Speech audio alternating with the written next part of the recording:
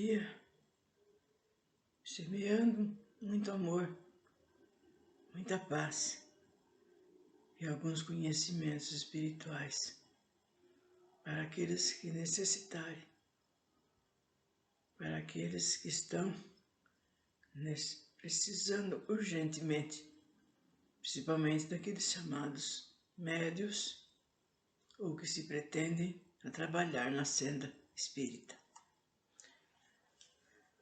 Estamos falando diversos problemas que surgem no desenvolvimento da mediunidade, nos diversos centros por aí afora, e por meio de perguntas e respostas, das quais Ramatiz nos respondem.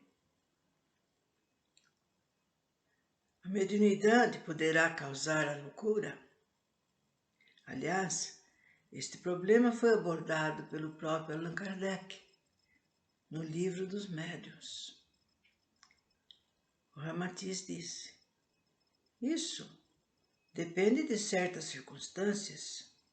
O espírito reencarnado na Terra não pode isolar-se completamente das contingências inerentes ao próprio meio em que o indivíduo, na sua vida de relação, está sujeito a hostilidades e emoções que lhe afetam o equilíbrio psíquico. É óbvio que o exercício da mediunidade pode causar a loucura ao homem, desde que ele a exerça de modo insensato e ultrapasse o limite fixado no programa elaborado pelo seu espírito antes de sua encarnação. O médium precisa agir com muita prudência na vida física, a fim de não confundir sua responsabilidade mediúnica com os acontecimentos naturais da vida material. Embora ele esteja protegido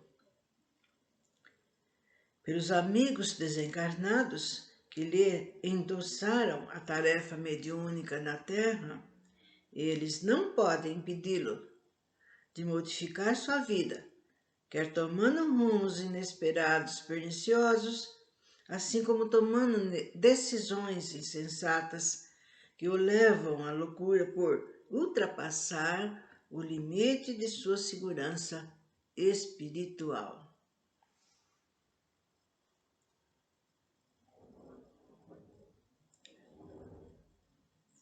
Poderíeis explicar-nos melhor esse assunto?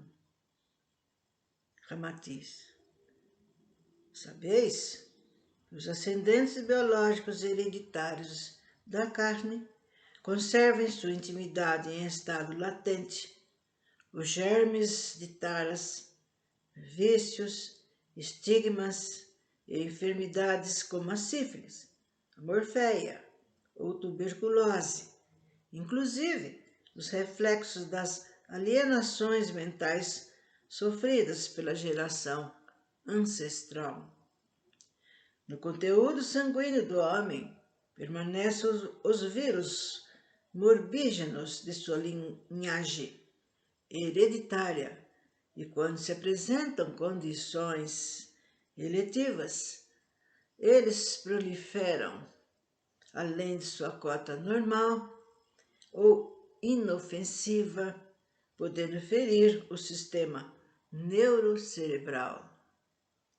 Durante os estados de debilidade orgânica, muito acentuada e ainda agravados pelos bombardeios incessantes das paixões violentas como ódio, ciúmes, inveja, raiva, perversidade e outras emoções indisciplinadas, o homem também desenvolve em si um clima psicofísico negativo que facilita o desenvolvimento de certas coletividades microbianas patogênicas já existentes na sua intimidade sanguínea. Portanto, a loucura não é propriamente fruto do exercício da faculdade mediúnica, mas sim uma consequência da predisposição mórbida do tipo orgânico do próprio médium. Quer ele seja médium ou não, também poderá enlouquecer, desde que ultrapasse o limite da sua resistência biológica, quaisquer que sejam as causas. Embora se trate de um compositor, matemático, pintor, filósofo, escritor ou líder religioso, desde que atue além do limite de sua resistência psicofísica, pode se tornar um alienado mental. Há gênios que findaram sua existência transformados em paranoicos, esquizofrênicos e até psicopatas furiosos. Céline, depois de gravar no metal as imagens dinâmicas da própria vida, apunhalava os transeuntes à noite de tocaia.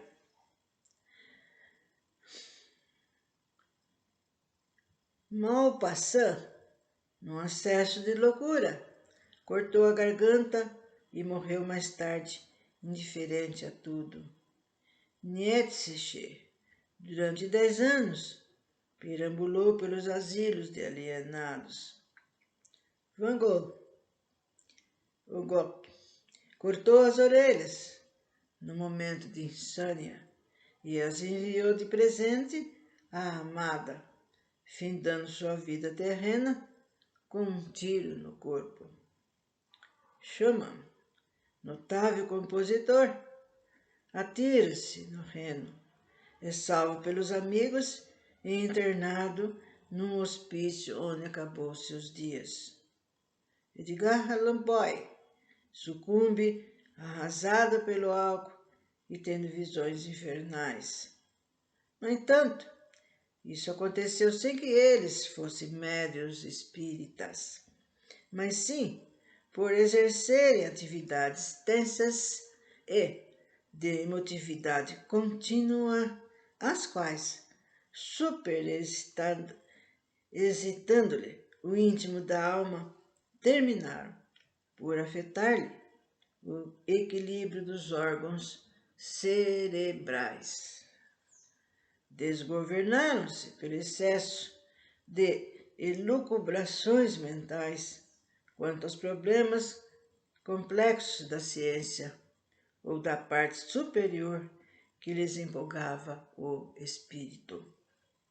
A agudeza, a vivacidade que os dominava para expressar suas emoções terminaram por destruir-lhes a saúde e prejudicar o intercâmbio pacífico com o mundo oculto.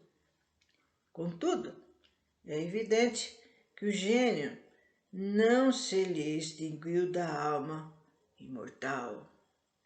Essa centelha divina, após a morte física, retornou ao seu equilíbrio, pois os conhecimentos adquiridos com vista a um ideal superior jamais se perde, pois são um patrimônio do próprio espírito.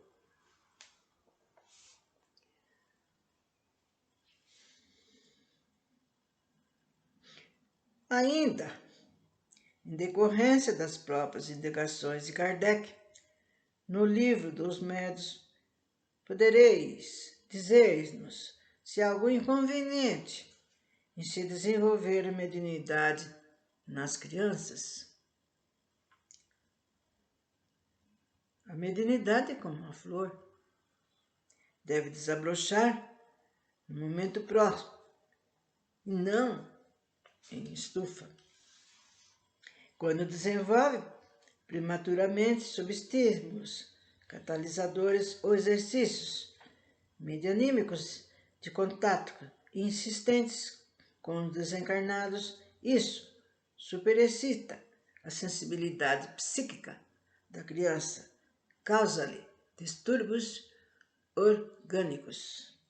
Acresce ainda que muitos fenômenos mediúnicos assemelham-se aos acontecimentos da fisiologia humana, tais como esquizofrenia, a paranoia, a histeria e certos complexos freudianos. É, portanto, imprudência provocar-se o desenvolvimento mediúnico da criança, mesmo quando a julgamos tratar-se de um médium em potencial. O organismo infantil é delicado e bastante influenciado pelo fervilhamento das forças biológicas que ainda consolidam-lhe o maquinário neurocerebral. As suturas, os contornos da carne de criança para a formação de sua figura humana ainda depende fundamentalmente das trocas simpáticas entre átomos, moléculas, células e fibras, cujo ritmo só se estabiliza depois da puberdade, quando o menino se torna homem e a menina mulher. A excitação psíquica inoportuna, as impressões mentais dramáticas, os choques emotivos ou as comoções imprevistas tendem a alterar-lhe a segurança nervosa e pode causar-lhe desarmonias organogênicas, cujos reflexos prejudiciais afetarão a estrutura íntima do perispírito, ainda parcialmente afastado do corpo físico. Daí concordamos com Kardec quando o Espírito da Verdade lhe responde sobre o desenvolvimento mediúnico das crianças. Os pais prudentes devem afastar as crianças das ideias ou assuntos prematuros mediúnicos, embora divulguem-lhes os ensinamentos morais do livro dos médiuns. E assim, caros colegas, vamos então terminando. Chegada é a hora. Outra ocasião, então, voltaremos com esses assuntos que, como vocês viram, vão e vêm e sempre a gente está batendo na mesma tecla. Que nem essa última explicação que Kardec já havia dado, já outro dia mesmo foi falado. Então, essa pessoa tornou a perguntar para ver o parecer do Ramatiz. E assim, um fala uma coisa, outro explica, o outro mostra uma outra resolução, o outro acrescenta uma coisa nova. E com isso, nós somos beneficiados, porque vamos aprendendo várias coisas, né? E nos intuindo naquilo que a gente precisa saber, sem mais.